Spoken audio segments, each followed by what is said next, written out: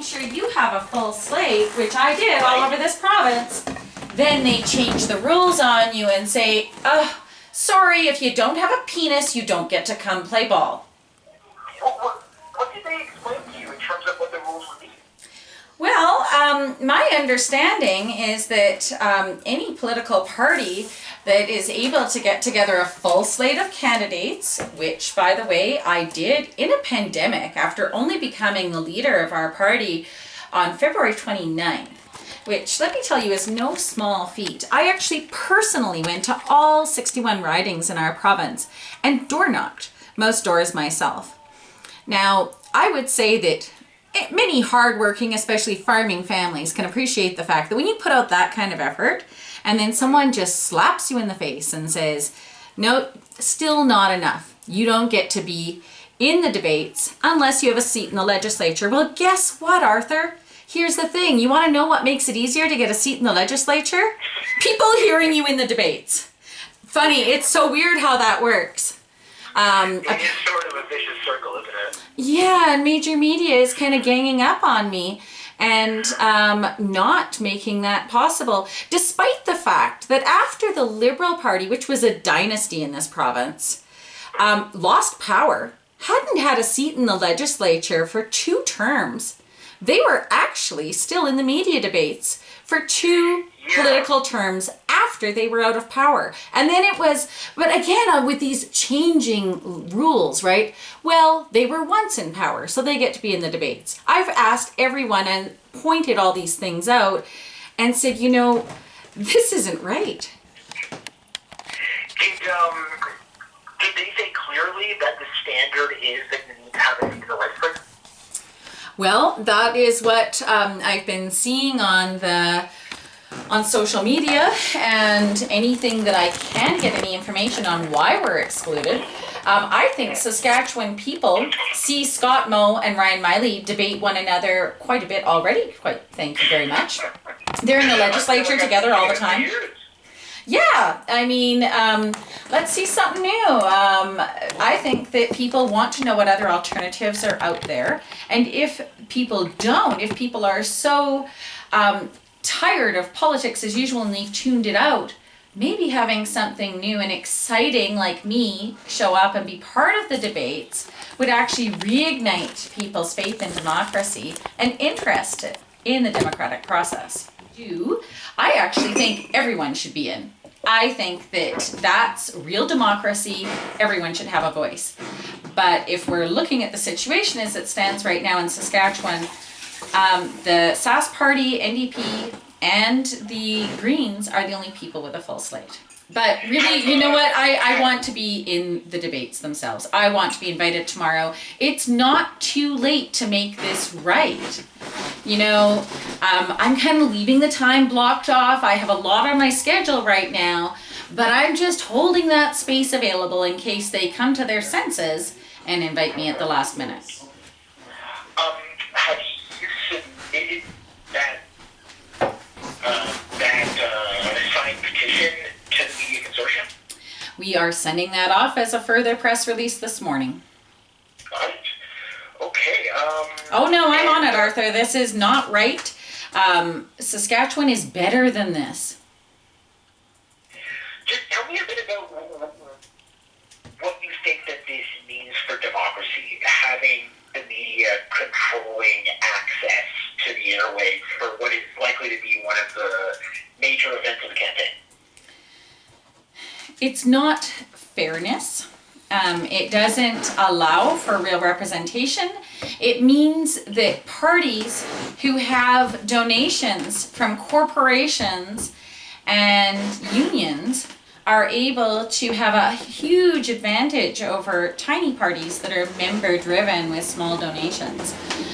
When you don't have the kind of financial backing behind you to easily get the kind of attention that the larger parties receive, it's already not a level playing field, right? You don't see giant billboards of me up everywhere. I have 2 billboards up right now. You don't see my face on bus stops. I'm not on every TV, radio, and everything else. This is the real opportunity for media to level that playing field and make sure that people hear the Green voice during this election. And excluding us based on rules that keep changing moment to moment means that Saskatchewan people aren't being offered real alternatives this election. What do you say to people that claim that it would just be more, difficult to sort of manage a wider playing field, particularly if you had all 6 parties involved? We already saw how messy and kind of chaotic things got in 2016. It was in some ways even worse when when the past Liberal leader was there on the stage with the leaders. I mean, isn't that more difficult to organize? So in other words, the excuse now is we're lazy. Like, I'm sorry, but you are saying that to a woman who single-handedly drove this province in my car, mainly alone, and door-knocked ridings all over this province that my candidates, because of a pandemic, were terrified to go out and door-knock themselves. I did full COVID-19 procedures, made sure I was safe, and made sure I got my candidates on the ballot. So, you know what, laziness, and oh my God, that would be hard to manage with more voices there, actually isn't a good enough reason. And we see on the national stage, I mean, come on. On the national stage, there's 4 or 5, however many leaders there needs to be up there on the national stage. I really think Saskatchewan can do better. We can do it. Come on, people. Get with the program. Try a little harder. Be a little more green. You're keeping that time open. I am. And I have a lot of offers, that people want me places, but I'm just holding out to go hang out with Scott Moe and Ryan Miley. If they stick to their plan, though, and don't invite you, what will you be doing? I'm going to be on Twitter responding. I'm going to be on Twitter responding in real time to the questions on the debate. What I am doing tomorrow night is I am at the debates. If I have to sit on Twitter on my computer responding like crazy, I will be participating. This is not democracy, and I am going to create a Twitter storm. Got it. Perfect. That's a good quote. I wanted to look at your platform too, because I did have a chance to take a look at it, and I certainly had some questions. We're going to be writing about a 400-word story about it, and obviously it's quite a bit longer than that.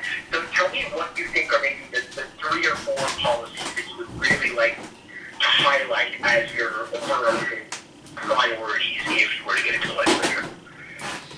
Saskatchewan needs to make climate action the #1 priority moving forward. We are in a crisis, and the current leaders in this province are not behaving as though it's a crisis. They're behaving as though we're in business as usual. We have reached a point where the Manhattan clock that is showing the climate crisis ticking down in New York Square is currently at 7 years. Okay, so I know that the number bandied around is always 15 years. 7 years. And the way that legislation works is it takes time to put legislation into place. We need a strong voice for climate in the legislature now. We need a green. We need someone like Elizabeth May who's going to get up every single day and make sure that the priority of this legislature listens to the youth who march for climate and want a livable world for themselves and their children as they move forward. We have seen the parties that have ruled this province for time immemorial ignore this issue. They give lip service to caring about the climate and then carry on as business as usual. And it's simply not enough anymore. Okay. That's number 1. Number 2 is that... Your second most urgent issue. Sorry, Arthur, I didn't mean to interrupt you. Second, we absolutely need to make sure that as we're taking care of the climate crisis, that we look after people. We need to make sure that we institute a guarantee.